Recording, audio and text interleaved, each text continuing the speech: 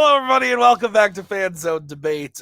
We are here for a history-making event, one that has been months in the making. Both of these people asked me that they wanted to play the other individual. I finally set it up, and then life took a dump, and we've continually pushed it back. But we're here, and it's happening. Bill versus Barr. Probably building it up more than it needs to be, but I think we're just in for a good time. I like both these guys. Good debaters and just fun people to be around. So I'm looking forward to it. I got Cody and Mark here with me. Cody, we'll start with you. How you doing, my friend? And what do you think of this one? I think everybody involved in this match pushed it back at some point, even judges. So that's impressive. I don't think that's ever happened in the history of the debate. Yeah. I know at least me and Mark did at one point. I know those two did. I don't know about you. You may have a hurricane did too, I believe. Hurricane, yeah. Really a lot of things happen. No, I'm excited. Barr is one that I think has a lot of potential in this league. Just kind of slips up on like some stuff he picks or some like too nice in debating. And then Bill's chaotic as fuck sometimes, but he's really good at getting to the point and making the judges remember that point. So should be a close match. Pretty excited to see both of them fight because they're very similar but different on a lot of things. I don't know. It's going to be a weird one. Yeah. Mark, your thoughts? Yes. The good Lord did everything they could to make sure that this match wouldn't happen. And they failed, quite frankly, because we're still here and we're going to do it because it's on the schedule. So, yeah, let's go ahead. All right, well, we'll get into it. We'll start by talking to the lower ranked player, Bill. Hey, yeah, how the hell are you? I mean, what are your thoughts? And actually, now that I'm thinking about this, I'm totally wrong. Barr is the lower ranked player. I think I'm already here. It's fine. I think he just got his first category in before you did. Yeah, it's fine. But I was like, wait a minute, you have contended for titles in this league. Why are Which you? Is madness. Bill, how the hell are you? I am good. So, like you guys were saying, acts of God tried to stop this match from happening, but when God tries to stop you, you spit in the Almighty's face and you spank his little bottom and you say, no, we are doing this. You're welcome, the internet. But other than that, this should be fun. Me and Barr, actually, funny enough, we argue a lot because we're friends, but he has some weird choices in life. Like he likes Billy Joel, and I'll never understand that because if there's one thing I hate more than Billy Joel, it's when people actively enjoy Billy Joel in front of me. So, a little bit about me is you. Although, what does my taste say? My favorite band literally has a song about farts. So, I mean, what band? Take that for what you want. But I am actually looking forward to this. He gave me musicals because he's a fucking prick. But I gave him Cynthia Rothrock because fuck you. What is this band that sings about farts? They're the Descendants. They're like my favorite band ever. Fair. Yeah. All right. Well, let's bring in Mr. Barr. Mr. Andrew Barr, welcome. How are you doing, sir? And your thoughts on the filmography of Cynthia Rothrock? It's a bottle of red, a bottle of white, whatever mood you're in. I will fucking turn on the weather machine and send another hurricane back down to you. That's okay. Look, God tried to stop this match from happening, but we looked at him and said the internet needs this, so shove off. And then he sent a hurricane my way. So, yeah, this is going to be interesting. We've had so much time to prepare for this match, and I don't think that either of us have prepared that much, to be completely honest with you. So, in all fairness, we live very fulfilling lives. Yeah. Exactly. Also, some stuff's been going on behind the scenes for both of us. Some bad shit, yeah. Yeah. So we're here now. Yes. We're gonna have fun. We're gonna make the most of it, and I am excited. So let's get into it. This is how it's going to work. We gave the players prep questions on August 20th of 2024. They are now going to debate those questions tonight before our very souls. And people laugh because, oh, well, we shoot far ahead. Yes, this does not air until November 25th, but it is October 17th today, so it still took a long time. But anyway, we let it bake. We had it in the oven. Yeah, you gotta let it You bake. even had to let it rise. ruminate. So we're gonna get into it. We gave them the prep questions. They're going to debate those questions tonight before our very souls. How it's going to work is they're each going to get 1 minute opening, followed by a 5 minute freeform, followed by a 1 minute closing at the end of the debate. Cody, Mark, and I will write on our boards who we thought won the debate. At the end of the debate, or at the after the votes are, I'm losing it now because Mark just makes me laugh. If you get 2 votes, you get a point. First person to 3 points wins the match. Any questions from the players? Can you help me do math? I'm trying to figure all that out. I cannot, but let's. I can do math. 1, 2, 4, 5. Thanks, buddy. Let's do this.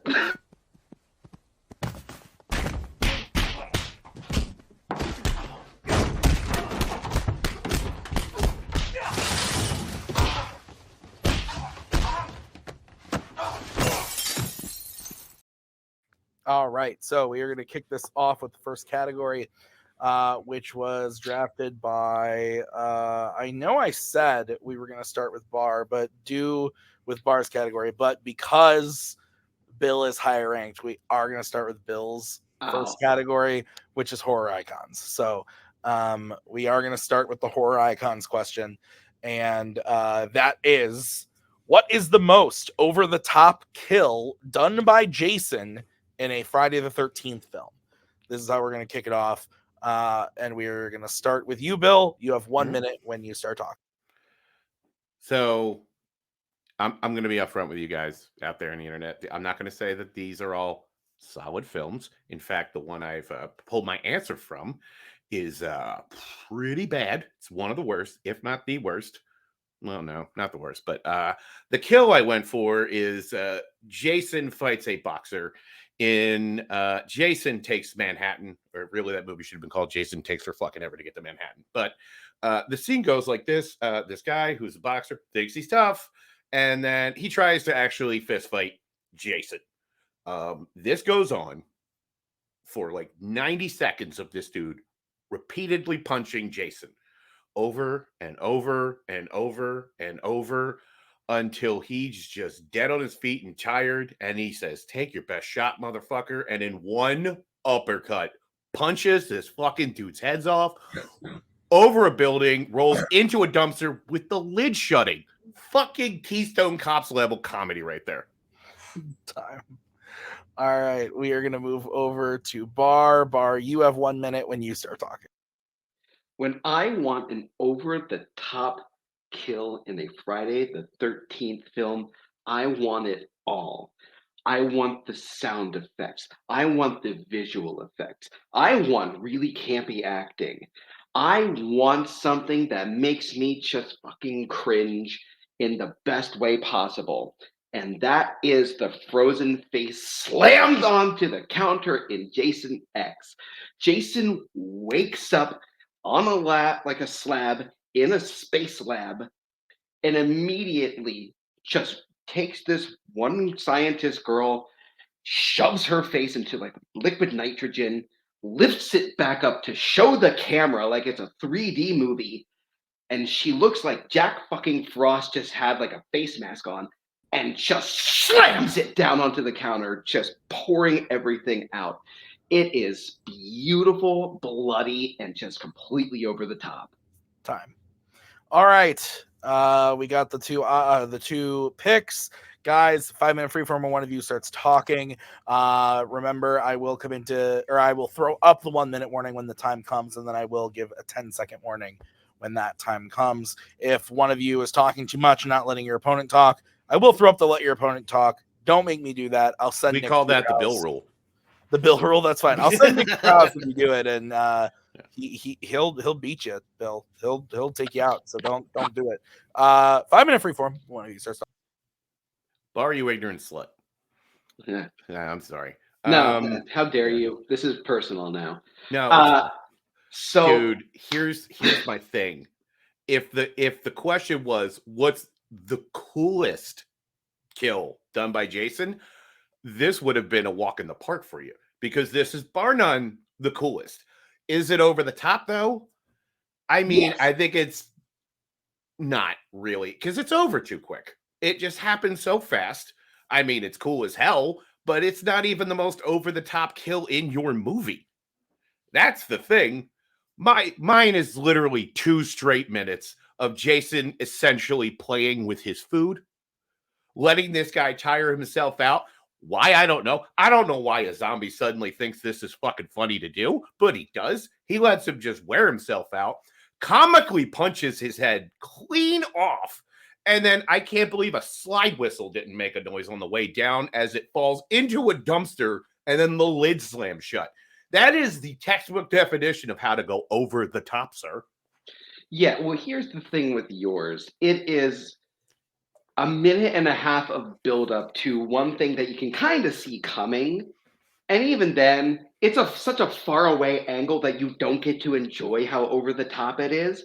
Whereas with mine, the moment he wakes up, it's over the top because you get that screech from the violin. But no, And- because the kids are having sex.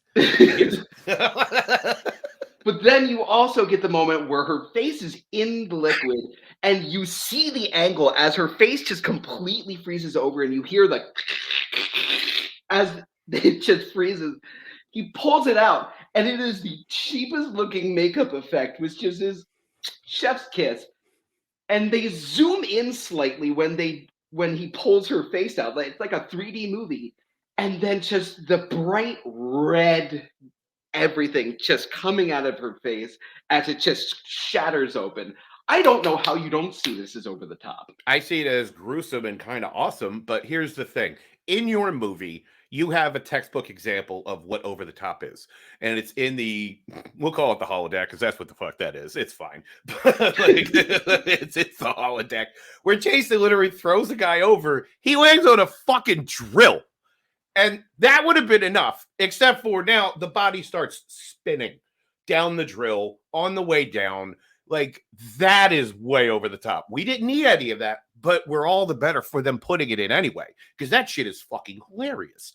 And that's what I want. I want the joke to kind of keep going. That's why we watch these. We don't watch these things for the plot of the fucking characters. We want to see some fucking crazy shit. That's why we go to these films. And I'm sorry, mine delivers that in spades. No one remembers shit about this film other than it took them fucking 67 minutes of an 89-minute movie to get to the fucking title of the film. But they do remember that. That is the only good thing about that because of how outlandishly cartoonish it is. It is preposterous. It is absolutely the most bonkers thing they did in any of these films, and we're all better for it, sir. Well, first of all, we're talking about these two scenes. So that other scene that you brought up, A, doesn't matter, and B, it's not as over the top as mine. It's more over the top. Because here's the other thing about it. You get everything with mine. The sound effects, the visual effects, the suspense. Yours doesn't even have underboob, which it's a Friday the 13th film. Like, you gotta have something like that in your kill. But also with your kill, it would have been so much more over the top if it wasn't the one boxer just hitting a standing slow Jason as he's like walking backwards. It would have been so much more over the top if it was kind of like a slugfest between the two of them. And then Jason just holds him and uppercuts his head at a closer angle so we could all enjoy how amazing that would be. You get that close up with mine, not only in this, like the shot of her face, but also the moment her head hits that. Now, here's the thing. If this were a two-way battle, that would not be what makes the scene great. What makes the scene great is Jason, even in his zombie brain, realizes he doesn't need to fight this guy because he knows he's going to win, but he's going to let this guy embarrass himself. And I counted this for 92 straight seconds of constant punching, which sounds like he's hitting wet meat the entire time. And we got a perfect shot of that thing popping off like a cork and rolling down. Fucking hilarious. Time. Okay, let's go to Barr first. Barr, you get to close first. You have 1 minute when you start talking. So as I said, you get the visuals, you get the sound effects, you get just an amazing kill, but also like the music adds so much to it.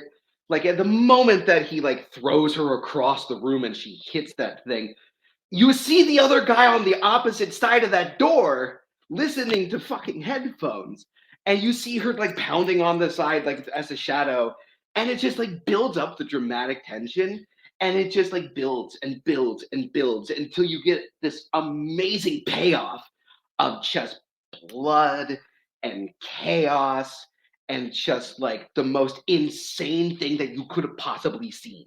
That's what I want in an over-the-top kill, especially in a Friday the 13th film. You're just kind of slow, it's monotonous for a payoff that we kind of see coming already. It's like, oh, it's a boxer. Jason's going to hit him, probably going to knock his block off. Oh, look at that. And then everything so far, you don't enjoy it. Time.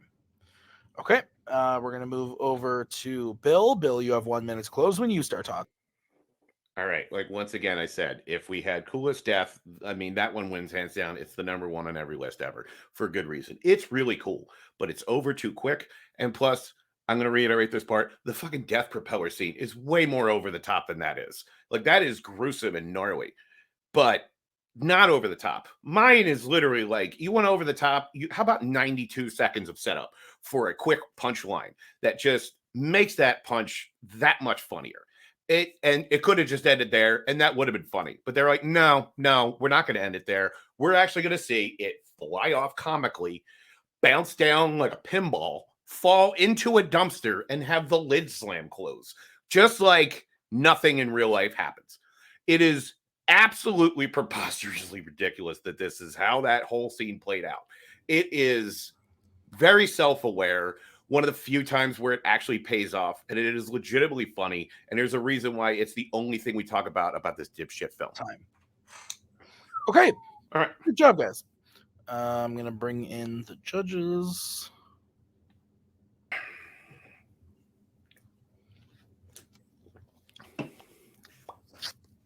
I appreciate the chopping mall shirt. Well done. On brand, baby. I did just put in pre-order for Street Trash on Vinegar Syndrome, so my life is complete. All right. I'm ready. Are you guys ready?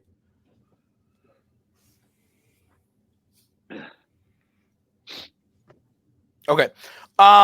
Good stuff. I thought both had a grasp of their scenes. Both, I think, had a different idea of what over the top in their head kind of meant. But I like both picks. I think both picks are valid. I was actually with Barr for most of it, but I ended up going with Bill. And the reason why was I thought Barr was doing a really good job of explaining like how just absolutely insane his whole scene was, and that it has everything like the crazy music, the acting, the under boob was a great point because Friday the 13th, the side boob, under boob, the whole thing. And Maggie and I famously once kept a boob count. But I call mine a titty tally. I called it. We called it titty counter, but I didn't want to say that.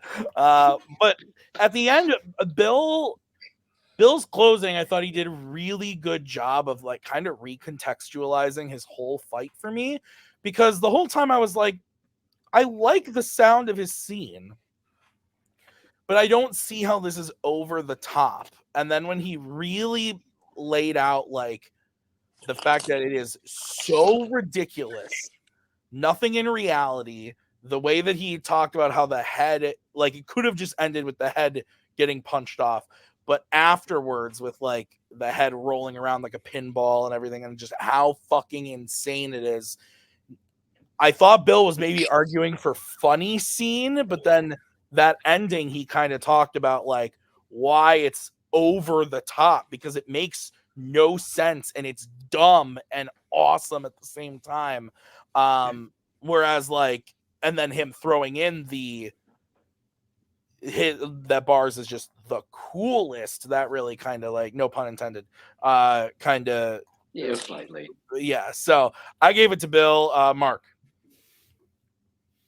Yeah, the underboob comment was honestly maybe almost a knockout blow. Nice going on that. I did go with Bill. I kind of agree with Tim here. I think kind of this fight was sort of won within like the last minute or so, like in the actual fight and in Bill's closing argument, where I think Bill kind of did a good job of setting it up how, like, just whenever you really think about that boxer scene, it doesn't make any sense. Like, why does Jason let this guy keep punching him? Why is it going on for so long? And of course, like, he hits his head and it doesn't just, fall off. Like, it flies off the building and goes into a dumpster where it slams shut. Like, that sounds, if you were just to tell me this scene, it would sound really stupid. And I don't know why it would go through all these steps.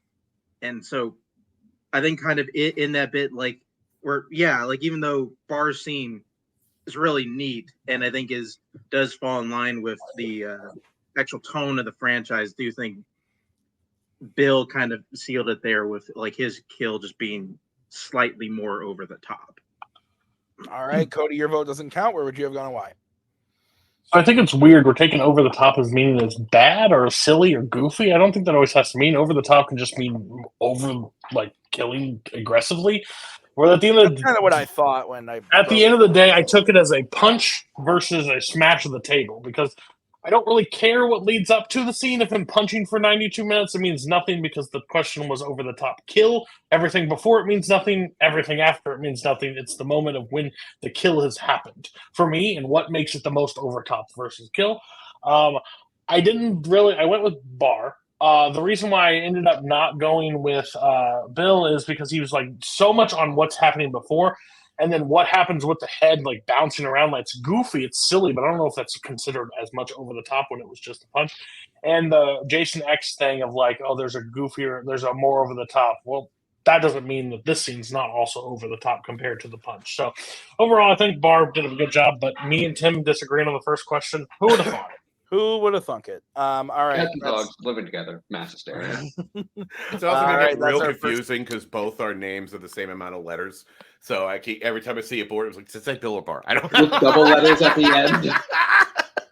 All right, guys. We're going to get into the next one, which was drafted by Barr. It's in the category of musicals. Yeah. Time to get sad. Your question is, what is the saddest moment in a classic musical? Time to weep. Barr, 1 minute when you start talking.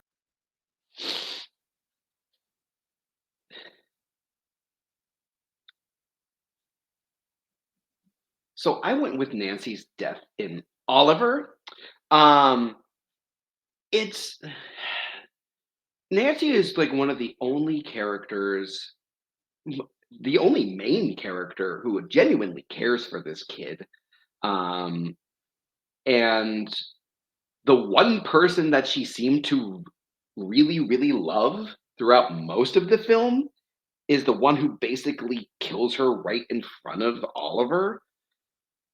And it's just one of those moments of, like, God damn, this kid can't catch a fucking break. And neither could her. Neither could she. Like, she had it kind of really tough too. So when you balance the loss of her for her own life and for Oliver, it's just such a fucking tragic scene. And also kind of for Bill Sykes too, because she was the only person who really loved him. So that's just sad. Time. Okay. Let's go over to Bill. Bill, 1 minute when you start talking.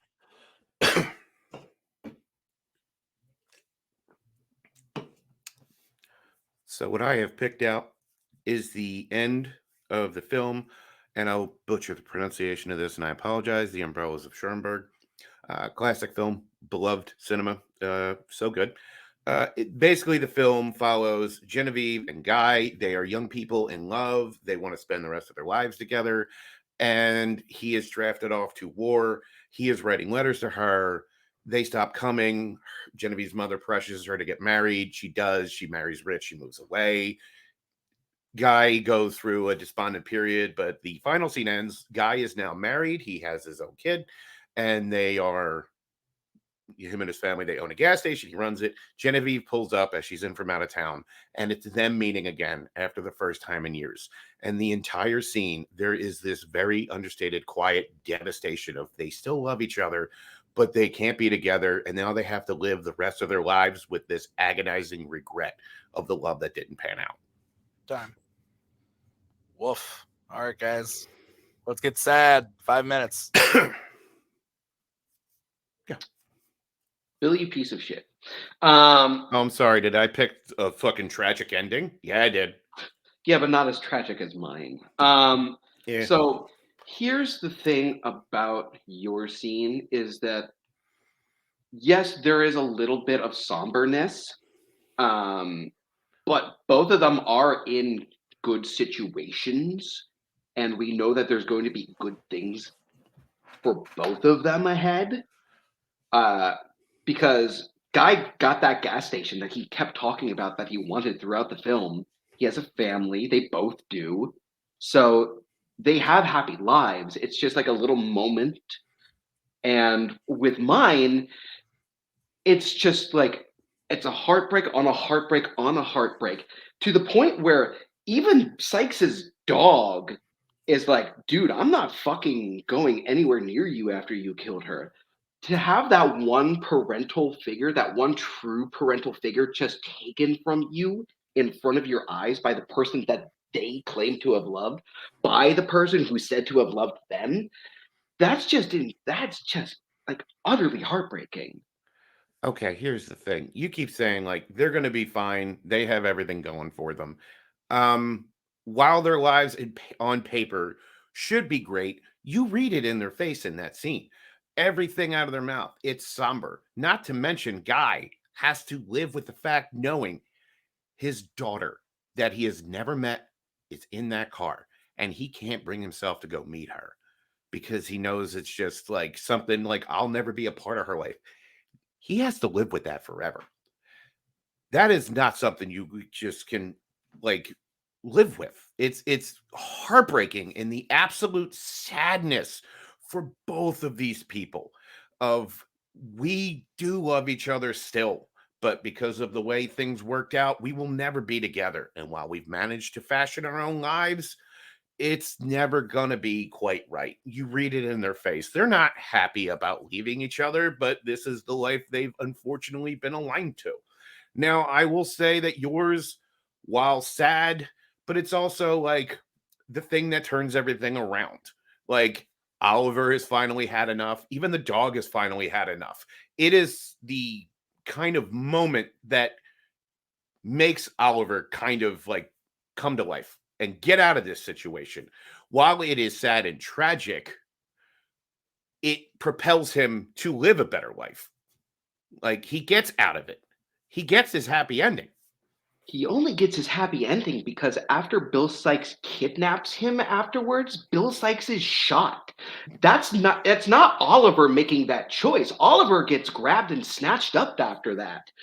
And it's just the people of the town doing something about it. That's not Oliver's choice. And with yours, unfortunately, yeah, there is that little bit of ennui there, but there's also so many beautiful things going on around it. Like they both have children. They both obviously love their children. They're like, it's beautiful Christmas lights, and it is a sad situation, but we know that both of them are going to be fine in the end. Whereas with Nancy, we know she's not going to be fine in the end because she's fucking dead. Bill Sikes kills the one person that truly, truly was connected to him, and he's lost that, and then he ends up eventually losing his life after that. Oliver loses the one person who genuinely cared him out of all of these characters, who has just done nothing but use him as a prop for his entire life. That's going to scar the shit out of him. Here's the thing. You keep saying that like mine, like they're going to be fine and they're going to be great. I mean, no, it's not. Like they're going to be okay, but they're going to be living in a life they've both settled for, not the life that they want. And that kind of like just erosion will eat away at you for life. Now, like I said before, what happened was tragic, but it ultimately is the chain of events that gets Oliver out of his bad situation, and he will go on to have a better life. He will get a happy ending. This is not a happy ending at the end of my film. This is just quiet devastation and sadness and sorrow of a love that is just going to be unfulfilled. And that will go the rest of their lives. We don't know how that's going to pan out, but we can tell by the way they are around each other how much it eats away at them. Whereas you just said immediately, Sykes get what's coming to him. Oliver gets out of that situation. Time. Okay. Bill, we are going to close first with you. You have 1 minute when you start talking. The reason why the ending is so poignant is because it portrays the gradual erosion of love and the inevitability of life's compromises. They have to live this very sad existence knowing that they have both settled and they've caved to like the pressures of everybody else around them to do what was they thought supposed to be done rather than doing what they wanted to be doing. Guy has to live the rest of his life never knowing his own daughter. He has to live knowing that, like, this is a woman he literally just settled for. He names his son after the daughter he never got to meet. Like, if you think that they're going to be fine, that's just absolutely outlandish. It is just this universal thing that we can all kind of understand of people who deeply cared about each other but are separated by circumstance. And then they have this chance meeting to kind of get closure, but you see that's never going to be there. You read it in their face. There is just this absolute anguish they're going to live their lives with. Time. Okay. We're going to go over to Barr. Barr, you have 1 minute to close your argument when you start talking. Bill is trying to make you think that the woman that Guy does end up with at the end has literally no connection with him. She does have a connection with him. They actually have known each other throughout this movie, and you show that connection grow and develop towards the latter half of the film. So it's not like he just settled for somebody that he doesn't know or to care about. He truly does care about his wife. Also, with mine, Nancy is the only person who has cared about Oliver. She is the one who was able to get him out, who is trying to get him out of danger. And when you don't know what is coming after this scene, it is the most anguishing thing because you hear her sobbing and weeping, just knowing that the one person, the one single person that she thought truly, truly cared about her is the one who's going to be taking her life away. What a gut-wrenching scene because you grow to love her as a human being and then you lose her. Time. Okay. Well, I'm depressed. Yeah, I'm all right. I was going to watch that Bill movie, but then Holtzman recommended it to me, so I haven't watched it. You mean The Umbrellas of Cherbourg? Yeah. Cherbourg. I love that movie, and it's a musical. That should really tell you something. That should tell you a lot. That should say everything. That's fair. Yeah. You all right? The macaw is dying. You're not dying. You just can't think of anything better to do. Live, Maggie, live. Sorry, Maggie. I was kidding. It's a joke. Please don't murder me. The arsenic is already in the mail. Oh, good. I got All some more right. lace. I'll make a fun time out of it. Cody, you're kicking us off on this one. Okay. So I thought this was interesting. Both didn't really make me sad because I haven't seen either, so I don't really know. It's just what they sold it on.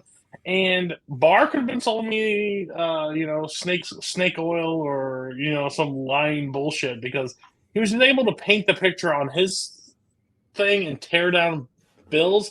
Bill would like paint it up to this thing, and then Barr was like basically, shocked that ain't fucking right, and then just would come back for it. And Bill just was playing this game, trying to compete, but it's like Bill watched the Umbrellas of Cherbourg. I think Barr lived it. I'm not 100% sure, but he seemed to know everybody better than anybody. So it was weird to me. Okay, I'll go next. I thought this was close. I actually thought Bill did a really good job of making me understand why that moment is really, really sad. It started out like I was like, oh, that's sad. And then he was like, yeah, and then there's a daughter that he never meets. I was like, fuck, like that's a way to like really messed him up, talk about daughters. But I ended up going with Barr ultimately. I thought that Shit. Barr by the end. Again, I've seen Oliver. It's been a really long time. I don't really remember a lot about it. And so the way that he was talking about the character and how take away what happens afterwards, because that's not what we're talking about. I thought that was a good point for him to bring up. That it's just like everything leading up to this and up to this character's death, who we've grown to love in the movie, and it's completely ripped away. I thought the line was super cheesy, but it was effective, where he was like, she doesn't get to have an ending because she's dead. I was like, whoa. But I went with Barr as well. Mark, your vote doesn't count. Where would you have gone and why? Yeah, whenever I heard somebody had picked the Umbrellas of Cherbourg, I thought, wow, you mean that movie where all they do is sing the entire time? Yeah, what a fucking torturous movie to deep cut. It's just, yeah, I did go with Barr. Like this point kind of played out kind of like a defensive struggle football game, where even though it felt like one team was kind of making progress, there's just like something that just kind of happened that just kind of stopped them in their tracks. And kind of how I felt with Bill the entire time. Just kind of felt like he was making increment steps, and then Barr would just like kind of smash it down kind of immediately. It like just he was able to play a really good defensive game, and it was kind of tough for Bill to get any traction going. All right. That means we are all tied up as we move into the third question, which was drafted by Bill. Lord save us all. This could get interesting. The category is actors and actresses, and your question is, which Cynthia Rothrock character would you most want to take on a date? Bill, you're welcome. 1 minute opening when you start talking. Now, Cynthia Rothrock has played, let's face it, a lot of the same characters in a lot of these movies. We don't watch her for the characters. We watch her because she's really good at Kung Fu. But if I had to go with one of them I would want to take out on a date, the one I went with was Janet Dane from Sworn to Justice. Paint a picture. Here's her character. Unlike most movies where she's like a cop or a teacher, she is actually a psychologist. And this makes sense. She gets ESP when she interrupts a home invasion where her, immediate family are being beaten, killed. She is thrown out of a window. She falls 2-3 stories, rolls down a hill, bonks her head on a tree. ESP, because that's how it happens. And but through the rest of the film, she's not letting that stop her. She's living her life. She's dating. She's going out to dinner. She's going to play tennis. She's doing things while also trying to help people and also secretly fight crime as a vigilante. That's someone I want to go out on a date with. Thank you very much. Like I say, she has this tragic thing happen to her. But she's doing her life. She's doing things. She is. That's funny. Barr, 1 minute when you start talking to Open. So if there's somebody that I'm gonna date, I want somebody who's kind, who's warm-hearted, got a good sense of humor, good head on her shoulders, level-headed, and honestly, I think that we get that more in mine. I picked Chris Fairchild from Rage and Honor. She is just such an intuitive, rational, beautiful person. Like her hair in this is just absolutely gorgeous, and her flirt game is just so good. Like immediately, the moment that she opens her mouth, you're like, "All right, girl, you're hot as hell. Not only that, but you're smart, you're funny, you kick ass. I want somebody who fits all those." And I don't know. Yours is very irrational and very, very dangerous, Bill. I'm not gonna lie. Time. All right. 5 minute freeform. When one of you starts talking. the Beatles bowl haircut is what does it for you? Yes, That gets you hot? yes, it does. It sure Okay. does, baby. Okay, well, I mean, I'm not trying to kink shame, bud, but okay, whatever helps you out. So you have a thing for Peter Tork lookalikes. Who would have thought? So, but in all seriousness, you can say like she has a good head on her shoulders. Dude, she is literally all she wants is revenge. All she's after is Brian Thompson. That's her whole thing. It eats away at her character. That shit gets boring. Now, while mine has had some tragedy, she was like, you know what? Doesn't stop me from living. I'm going to go out. You want to talk flirt game? How about strip karate to sensual saxophone music? That is flirting times a billion, sir. On your best day, on my best day, we have never flirted with such accuracy. I will have you know. Well, Chris would know that I'm not very good when it comes to karate, so she wouldn't try to force that on me. But also, yours doesn't want revenge? That's her whole drive. She breaks into like secret, like villainous lairs just for the revenge. She still finds time to go out and play tennis on a date. Oh my God. And first of all, I would not want to date somebody that has ESP because I don't want them knowing every single fucking thing about me. That actually makes me kind of paranoid more than anything. Also, trouble just follows her everywhere she goes. Your life is in constant danger with her there. Chris literally goes to the bad guy's house at the end. She goes looking for the trouble. Mine still granted, she just happens to be there because of ESP. And here's the thing. This is why ESP... Here's the thing. Here's why ESP is going to come in handy. We go out. We're having a nice lunch. Don't have the fish. I already know I'm going to avoid botulism. Like, that's great. Are you kidding me? That is so handy on a date. We are guaranteed she's going to see in advance. This is where everything's going to go right and wrong. We're going to make adjustments. And then we're going to go to the casino. Because there's no way we're not pulling in some cash. Best date ever. Are you going to the casino? Are you and Miss Fairfax going to the casino? No, you're not. Because you broke one up in your movie. Well, here's the thing. Once House finds out what's happening, they're going to fucking throw you out and maybe kill you. Also, I already know how to tell when fish is bad, so I don't need her to tell me that. Okay? I have been cooking for years. But anyway, point is, at least with my pick, it's not like she actively has trouble always following her wherever she goes. Like, yeah, there's the one scene where she goes into her brother's lair to try to talk him down. Yours goes in there just guns a-blazing, just trying to blast everything to pieces while not surveying the scene around her. At least mine has the intuition and awareness to be like, okay, there's danger afoot. Here's what could happen. Blah, blah, blah, blah, blah. Also, she's not very witty, your pick. Like, okay. I wrote down the worst possible line I could have ever heard. And she goes, you, no, you. And then, like, kills a guy. Okay, hold on. Come on. That's the lamest shit ever. Sir. Yours could easily walk away from the opening scene at the ATM, but she decides to pick that fight. She decides to go out of her way. She could have just walked away, but she didn't. She had to assert her authority and then do a hackneyed joke at the have a nice day at the ATM. Who rightfully talks to machines in the real world? Nobody. That's a dumb joke. And then here's the thing.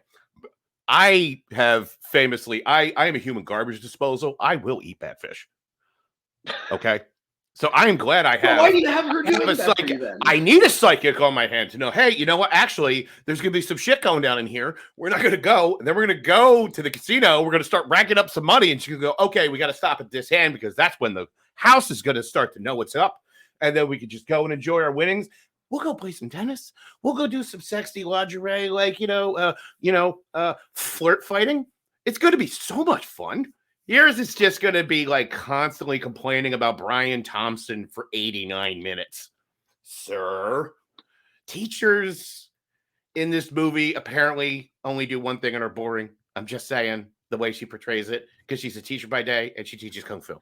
She's a teacher who loves her students and has actually a lot of compassion and care for them. That's the kind of person that I would want to date, not someone who throws her life at risk. Oh man, there were a lot of good lines in that. All right, Barr, you are closing first. You have 1 minute when you start talking.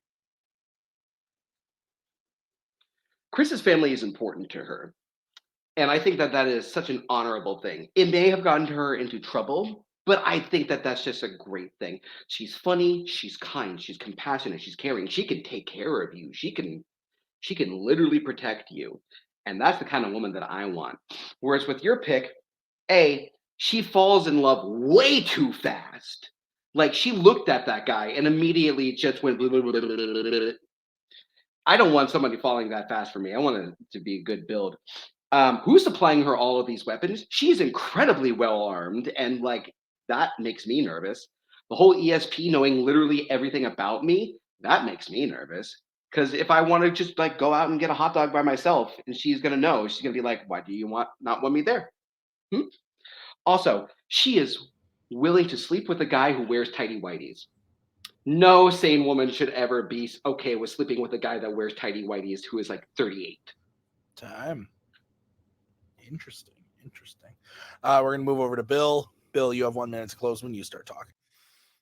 All right. First off, it was the 90s. Tighty whities were unfortunately an option, and options were also very limited elsewhere. Other than that, I don't know where you're coming from with my gal not being like caring about people. Literally, she does the same thing. She goes and avenges her family. It just doesn't eat up her entire personality. She has other things she's interested in. And she's also caring and help others. She goes and helps Brad Dourif in his trial because she knows he's innocent. And thanks to the power of ESP, she's able to figure out and prove it and have that come out in the court of law. That's a wonderful psychologist. This is somebody I want to be hanging around with. I don't want to hang around with somebody that's just going to harp on like, oh my God, he killed my master and my father, my brother sucks. That is the entire film. She is constantly putting herself in danger. She's constantly putting others in danger because they want to help her. That's why these kids get in trouble, because they think they're going to help her out. But no, they're just making the situation worse. Maya's sexy. She's wonderful. She's caring. We go to Vegas. We make some money, and we will know about you know what? I have nothing to hide. Let her know I'm getting hot dogs.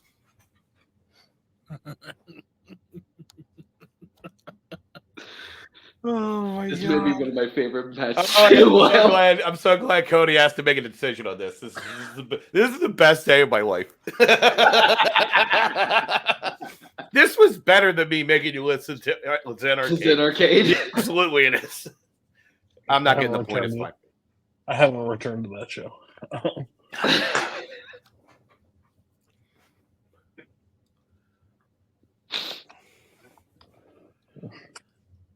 Who gets to go first? Mark hasn't gone first. That just makes the most sense. Good, Mark. Couldn't happen to a better guy. I also want to know which one of these Mark would date. All right. Mark, go ahead. Springboard off of Cody's question. Probably neither. There was a lot of things that were said here today. I'm not. It's like it just. I'm at a loss. I've done a lot of these, and like, it's just I think where I am standing on, or the point where I'm standing on, is okay. Which one of these two, if I were to spend one night with him, would I incur the least amount of damage?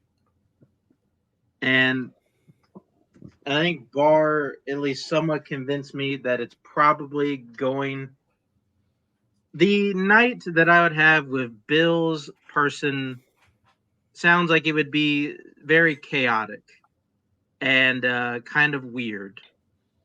And the person that Barr set up is like, well, it would be kind of okay. Yeah. Cody. I took this question differently. Happily married. Thank you, wife. Will be dating neither of these people. I just took this. something you both should be proud of. You would date very different people, and that is okay. Would be the most you want to take on a date? Sounds like neither.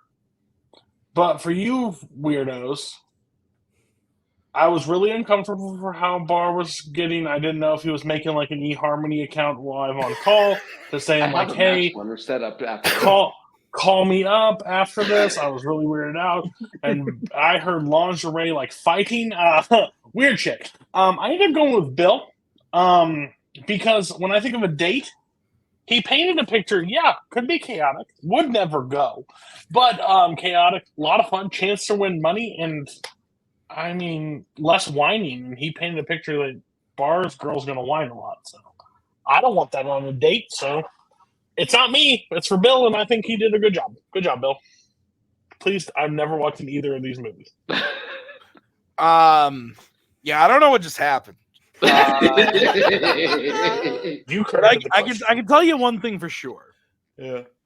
Bill has seen these movies, and Barr has not. A fun fact: they were the first two movies I watched. Oh, that's fair. That's fair. I went with Bill. I thought that Bill just had Is it. that a Bill Nye the Science Guy joke? It is. Okay. Bill. And I thought that Bill just, I agree with Cody, like in the terms of going out for a date, saving me from bad fish, I'm there. I'm game for it. Having some fun at the casino, great. Fooling around, doing some karate, sounds fun. Bar's person sounded kind of annoying. I'm not gonna lie. So Totally flipped. this is weird, but I went with Bill, which means Bill is up 2-1 as we get into the final prep question. Barr needs to hit this in order to send it to the bonus. The category was drafted by Barr in the category of Criminal Underworld, the fandom category. Your question is, who is the most underutilized crew member in an Oceans film? So, Barr, you get to kick this one off. 1 minute when you start talking. Sorry.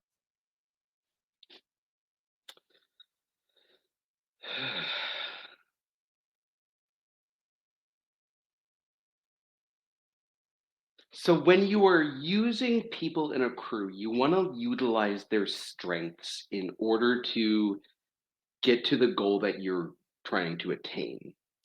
Not only that, you want to use them as much as you can and as often as you can when they are most necessary.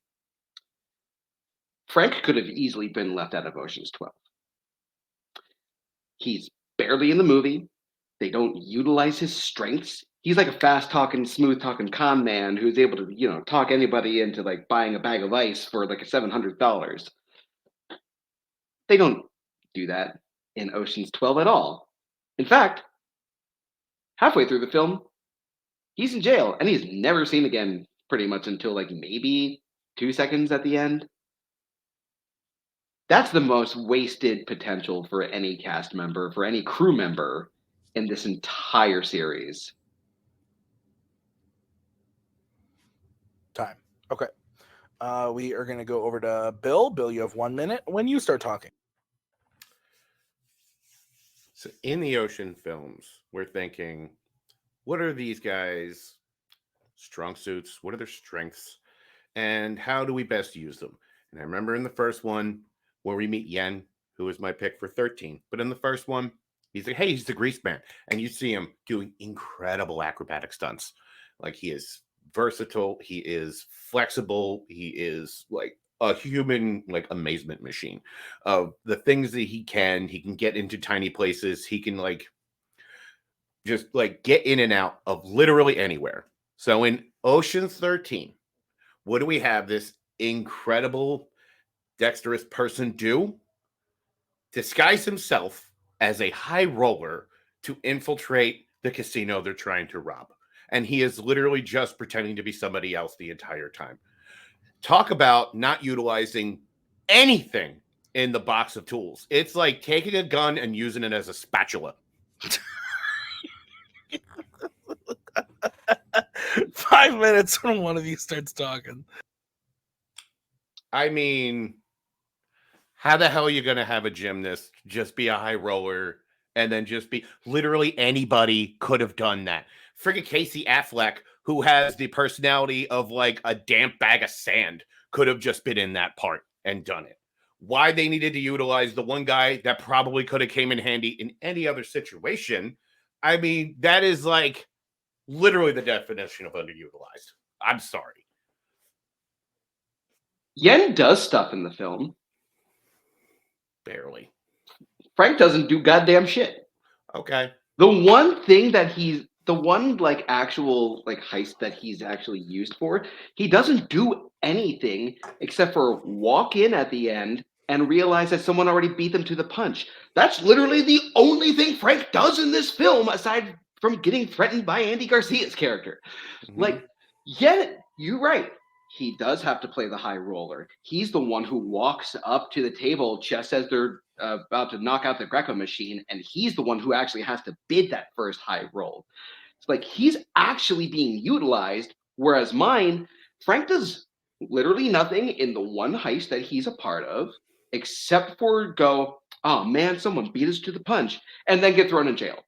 That's all he does, and he's a smooth-talking con man who should be able to talk his way into getting into the house, or talking a police officer into giving him a uniform or something like that. He does nothing. Yen does stuff. Here's the thing. Okay. And you keep bringing this up, and I'm just going to dig into this a little bit. So part of the whole thing of 12 is that they have to pull off a fake heist, and they have to make everyone believe they're doing this heist, even though they're really doing another one. Now, if you have to get the police to believe some stuff, which member of your crew would you want to be captured to start feeding them the false information? But also, you want someone that's good at their job at making people, as you said, pay $700 for a bag of ice. I think having Frank be the one get captured and have him be the one talking to the police, feeding them all the info that they need them to know so that they can make this elaborate fake heist pull off, he is absolutely the right guy for that job. Meanwhile, we have Yen, who is just disguised as somebody else. There is a whole room upstairs full of diamond necklaces that they need to rob, and they do it in the most unelegant way possible. You're telling me they couldn't figure out a way to sneak a duffel bag or something and get him in there, have him swap them out real quick while no one's looking, have him get out through an air duct or someone's butt crack? That would have actually utilized him properly. I'm sorry. They actually probably did. Now, granted, you don't see him, but that doesn't mean he's not doing stuff behind the scenes, because he absolutely is. And what do? Rusty even says it. Oh, well, Frank knew about Catherine Zeta-Jones. Of course, that's the one they're going to offer up to them, because they already know about him. It alters nothing to their plan whatsoever. In fact, pretty much gets everybody where they need them to be. First of all, Yen has to be convincing as that high roller, or else that just doesn't work. And he was convincing enough to pull that shit off. Also, they show Frank in jail. He's just sitting there moping and doing nothing. And everyone else gets thrown in jail eventually. And you're talking about, oh, they have to do this fake heist in order to get to the real heist. Well, they were doing a real heist before they got foiled. So the one part that he was actually supposed to be doing something in, they gave him nothing to do except for walk in and go, shucks. And with Yen, he is doing so much more. He is not only having to convincingly play a high roller, he has to be the guy who's confident and cool enough to trick the Greco system before it goes down, and place that first high roll. So why get the gymnast to do it is what I'm saying. Literally, any one of them could have actually done it. And Because, also, if Bill, you need to throw the police off, it absolutely makes sense to have... answer your question, Yen's the one who plants the bomb underneath the diamonds, and he has to use that athleticism to be able to get through the elevator shaft. Yen is the only person who can do that job, and he does his job. So why Frank are they does wasting him, nothing. have him be dressed up? He could have been done anything else other than that. Because Why even put him in that situation? because he's the only one who could have convincingly played that role. I mean, Casey Affleck's character convincingly infiltrated a whole factory and got them to unionize. But can he play someone from Hong Kong? Time.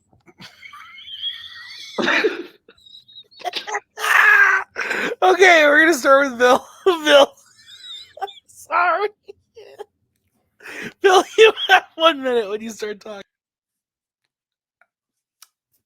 The whole thing is who is underutilized. And I mean, you can make an argument that almost everybody's underutilized in Ocean's 12 because it's a fake heist. But if I need one of my members that has to get caught by the cops, and I want the guy who's like literally his absolute tool set is he is charming, he is convincing, he is a smooth talking con man. That's literally the guy I want. Put in that interrogation room, and he will be able to get them to believe whatever we need them to believe. Meanwhile, I'm going to take a gymnast and have him pretend to be a guy. Oh, because he has to strap a bomb to a bit. Literally any one of those guys could have done. Don Cheadle could have done that, and he barely speaks English in these films. Casey Affleck could have done it. Like, literally anybody else could have done it. They could have had him better utilized elsewhere. He could have been crawling through. He could have been the one, sabotaging the get-go. He could have been crawling in the room. They didn't need to plant a bomb. He could have swiped them out. We could have used him better than we did. He's not a play actor. All right, so let's go over to Barr. Barr, you have 1 minute to close when you start talking. First of all, Yen was the only person who could have planted that bomb because you had to go through an elevator shaft with fast elevators, ridiculous angles, and incredible heights. Only an acrobat could have done that, and that's what Yen is. No one else on that crew is an acrobat that could have done the things that Yen does in that film. When you see Frank in Ocean's 12, he's not doing anything. I don't even think that there is a throwaway line about him like talking to like the cops in the jail cell and tricking Zeta Jones because of him.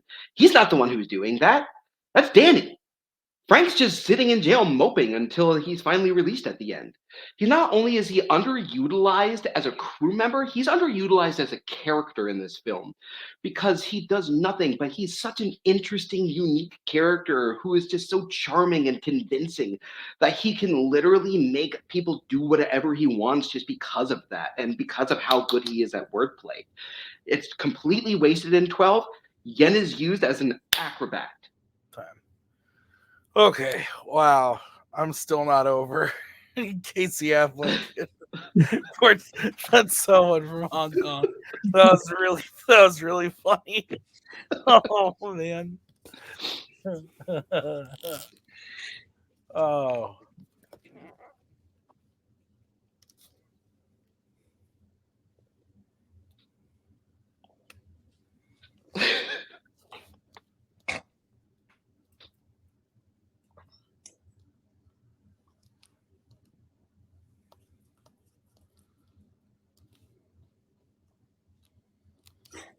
All right.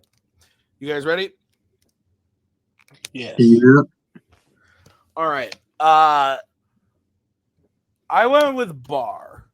I thought that he did a really good job of telling me why Frank is a great character that didn't get to use his skills and could have been a benefit to the team. Whereas I think Bill started out, I liked where Bill was going of like, you have, and now I forget the character's name, doing the, like fake high roller thing. But I thought Barr pretty eloquently pointed out why, he is utilized. It's just not utilized the same way that like Bill was pitching. And even then he gets to be utilized as an acrobat towards the end of it. So I went with Barr. Mark. Yes. Good fight. I will say this is probably the first time in debate where someone's argument has been greatly helped by the Bernie Mac show. As I believe that's the reason why Bernie Mac was not in Ocean's 12 all that much. Great show. Yeah, I did go with Barr. I mean, because like I think Bill made a very good argument that we have a guy like who's incredibly skilled, and we basically asked him to kind of play a part that we thought like Rusty would be able to do. He's the actor guy in the group. He could probably do it.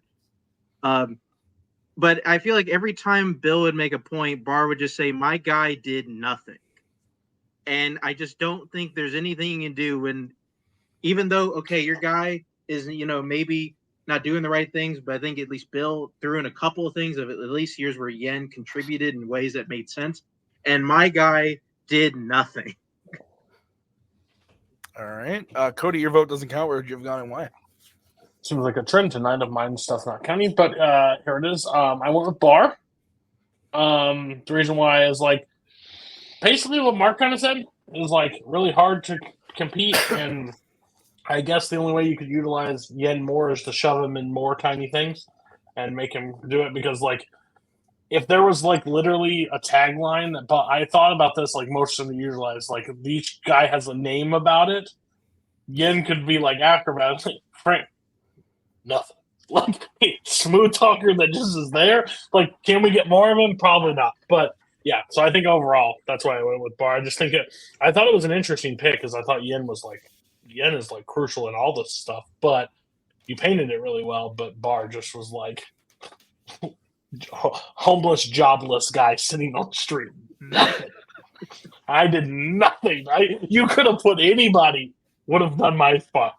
So yeah. All right, well, this means we're going to the bonus round. Could it not be Oscars, please?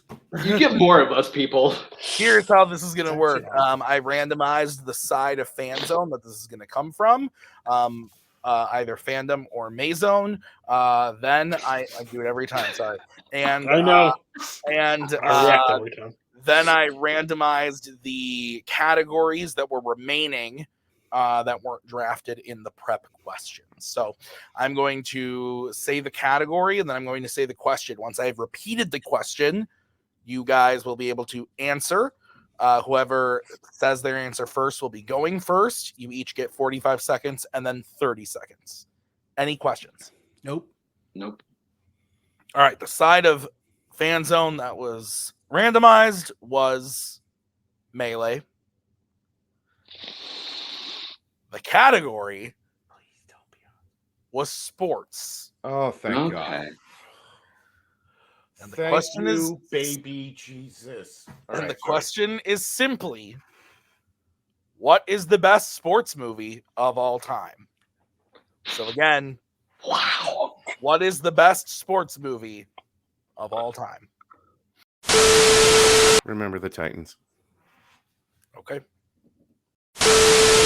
Major League. I was almost going to pick that too. Remember the Titans versus Major League. I'm going to take Cody and Mark off screen. I am going to stay on screen to give you guys your countdowns. Because Bill spoke first, he will be going first. Bill, you have 45 seconds when you start talking.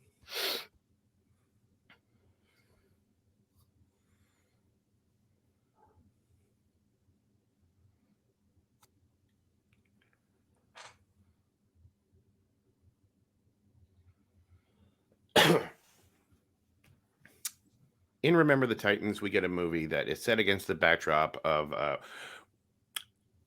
desegregated high school where students have to come together and they have to find a way to work together and become a team. And they are led by the wonderful Denzel Washington, who is an amazing father figure to these guys, who is strict but fair. And what ends up happening is exactly what it sets out to do. They learn how to trust each other, how to depend on each other, and how to overcome and win. And we set it against the fighting tide of time where we know Denzel Washington's job is on the line. As soon as he loses, he's going to be out. But even the defensive coordinator who was against him coming, he turns around. They all come together. It is a beautiful movie about brotherhood and team spirit. Time. Barr, 45 seconds.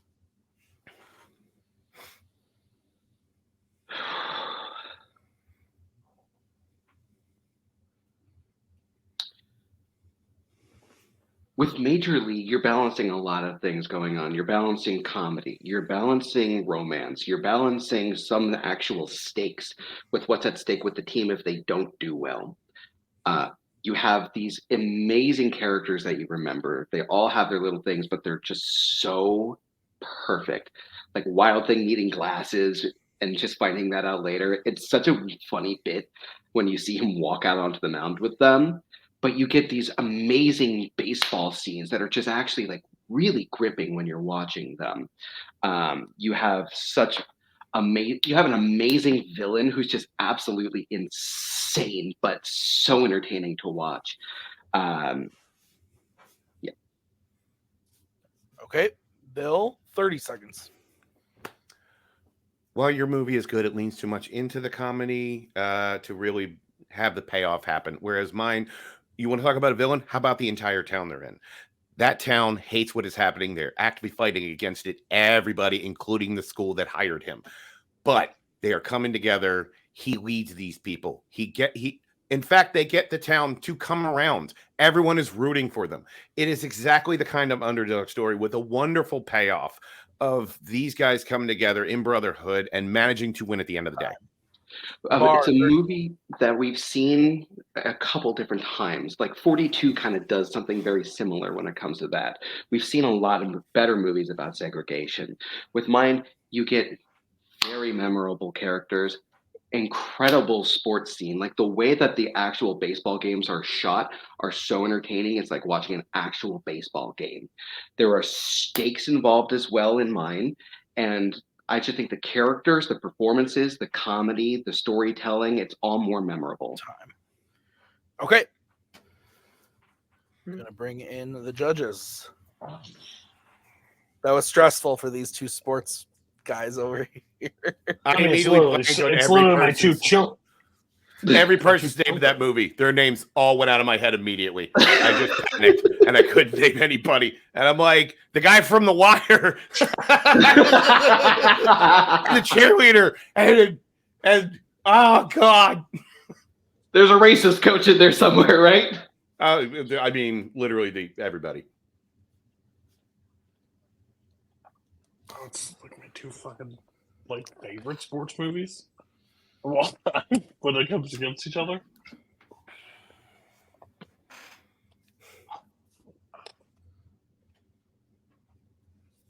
I made my decision.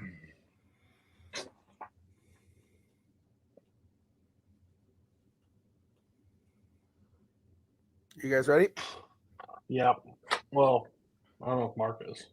No, he wasn't. You don't have to rush. You can think. I've been Actually, leaning this way. Let's just, yeah. I was leaning this way. Let's just, yeah. All right. Cody, you were kicking us off. Well, congratulations, you two assholes. You picked like two of my two favorite sports movies of all time and pinned them to get up against each other. When I heard best, I was like, no way Major League's getting picked, so we should be safe. I almost said it too. It's a great film. I would have picked yours if you had. I had to go off of the question because it's hard to dictate this as anything other than if I tried to hear. There's a lot of biased in this question for me on both of those picks. So best sports movie. Bill pitched me on the best movie. He did not pitch me on the sports inside the movie. There were very little mentions of what happens with the football team. They come together to win. They're underdogs, but doesn't tell me football, why it's the best sports movie, best race movie, best civil rights movie, best high school movie, but sports. Barr hit enough of the sports. I don't think they're great. If his closing didn't meet you, I'd have to find something else. But Barr's how it's shot, how it's represented, the battles within the team. So I ended up going with Barr because I just had to go with sports as the key grip to it. And there was just not enough for Bill. Okay. Well, this is going to be fun because I went with Bill. I thought that Bill, everything Cody just said totally makes sense. and is valid.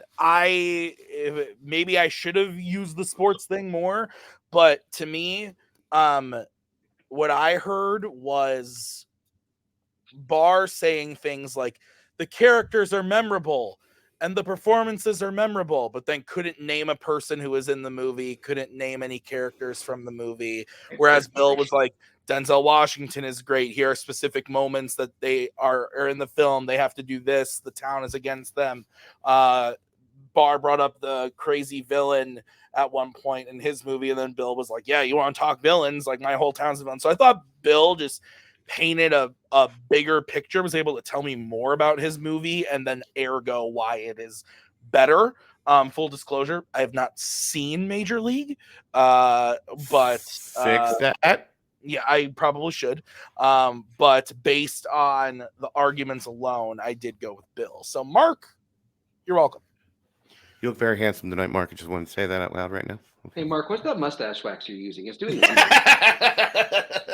I'd it's like fine. to remind the competitors that my answer is already written down. That's what I was about to say.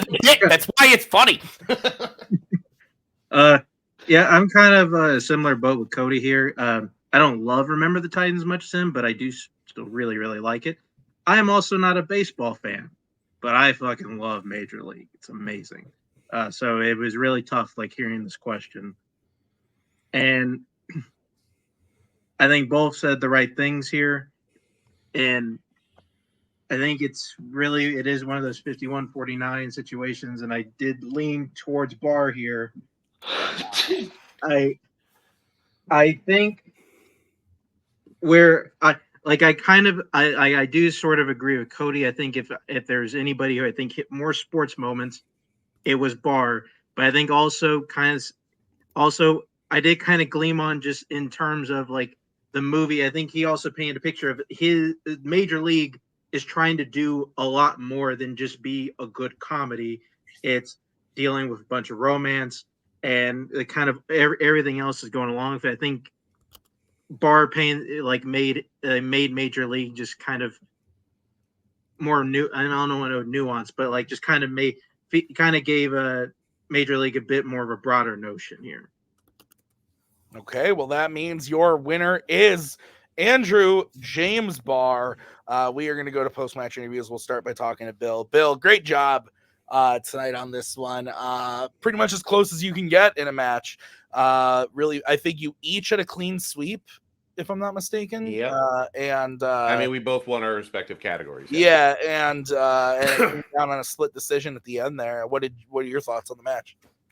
Up your butt, Joe Boo.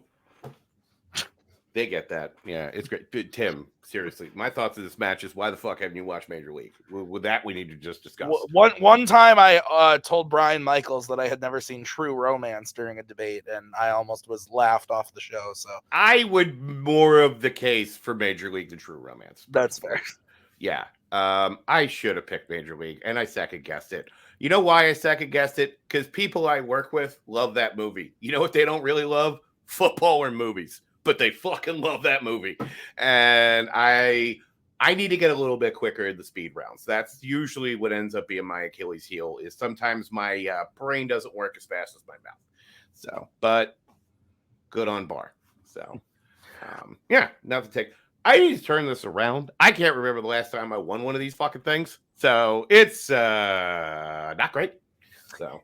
Yeah, I was looking at that. You haven't played a ton this year, Bill. You've only had 2 matches this season. They were both losses, but what was the other one? I don't even remember. You played Nazario in. Well, he beat me. Yes, he did. That fucking Toy Story question haunts me. But Bill, when you come back next season, because you will be back, any thoughts on who you want to play? Am I like under 500 or 500? You are now, after this match, under. You are 4-5 now. Fucking hell. Okay. I'm going to give you 3. Okay. Give you 3. And these are people I feel like 2 of them, I feel like just some chaos. 1 of them, I just feel like starting some shit. So, Spence?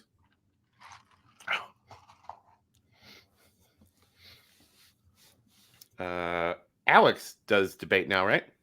Yeah. Yeah. Jack Benchuk. Oh God, please. Let me make him watch some of my movies. Please. I will horrify that fucking Canuck into a coma. Yes, right. He'll be like, oh, let's go with Oscar winners. I'm like, oh, 80s teen sex comedies. Watch Porky's, fucker. Well, we'll see if we can make that happen. It'll just be fun. You guys are pretty close as far as so we'll see if we can make it happen. Could you imagine him trying to watch some of the shit I watch? I enjoy the thought of Jack Pinchuk suffering as much as the next guy. I just feel like just be a fucking hoot and a half. Bill, congrats on a match well played. We will see you next Absolutely. season. As we bring in Mr. Andrew Barr. Andrew, you were also 0-1 this season, but you lost a couple more times in a row than Bill. This one was kind of due for you here. Your thoughts? First of all, congratulations, Bill. That was a hell of a match. And honestly, my favorite match that I've been a part of. So thank you so much for that, Bill. I think that some of my best work has been in this match. And I haven't had as much time to prep for this due to forces of God. So I'm just kind of happy with having gone to the speed round, to be completely honest with you. So I'm going to take this in stride. Thank you so much, Bill. Can't wait to do this again. Yeah, absolutely. Barr, I don't want to look too far ahead to the future, but I'm gonna, because this does earn you another match, because now you're risen in the rankings now, because of this win, and I do have your next opponent. Please tell me it's Jack Pinchuk. It's not. Fuck. It's Joe Farrelly. Fuck. Your next opponent to kick off next season is going to be Joe Farrelly. Your thoughts? Give me the Keystone Cop. I don't know what that means. They're goofy silent film star cops that from the 20s. All right, I'm old. Oh, I get it, because he's a cop. Yeah. Nice. Barr, any final thoughts from you, sir? No. I thought you played great, man. I loved seeing it. I agree with you. I think this was some of your best work. Thought you gave Bill a hell of a fight, and I look forward to seeing you next season go up against the whatever you said, the Cobb or the Keystone Cop. There you go. All right, let's get final thoughts, starting with Cody. Yes. I thought maybe a Hurricane needs to hit Florida more often. I think Barr played really well. Or give Barr 2 months to prep. I don't know. I don't know what the scenario is, but overall, I think he played really well. I think Bill played super well too. I know Barr's been searching for a win for a while. I didn't think Bill was also in that same boat. I think because last time I guess I checked in, Bill's played for a title. So he just slipped down a little bit. I think there's a more aggressive side to Bill in debates. And I know he doesn't like to probably be that guy because he's pretty nice, friendly guy. But if he just taps in a little bit more, I think he can literally push people off. He already has weird enough categories that can push people into an uncomfortable zone. So if he can just attack harder on his opponents because he gets first pick, I think he can get right back into that win column, no problem whatsoever. I can see him continue for a title real soon.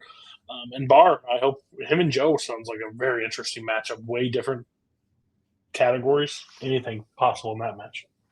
Yeah, absolutely. Mark, your final thoughts. Yeah, when Barr said the Keystone Cop, I thought he was talking about Keystone Lights mascot, Keith Stone. So I was a little bit taken aback by that. But yeah, I'd never heard of Shannon Tweed or Cynthia Rothrock before having to debate or having to judge a Bill debate match. Certainly can bring a lot of that to the table. I thought I did well here today. It just hasn't resulted in wins like the last couple of times, and I just don't think that's going to continue. At some point, it's going to correct itself. And yeah, Barr played really well tonight. There's no hiding that. And but most importantly, we did it. It was looking likely that maybe the championship match was going to get filmed, and we still had to do this one. But you know what? We did it. That's fair. This was a great match. Like we said, a few months in the making, but it was worth it. Thank you to Barr and Bill. Thank you to Cody and Mark. And thank you to Brian and Kirk behind the scenes for helping out. I have been Tim. We'll see you guys next time with another great match. Until then, bye. There we go. Thank you very much. Please come again. We have a lot more groceries.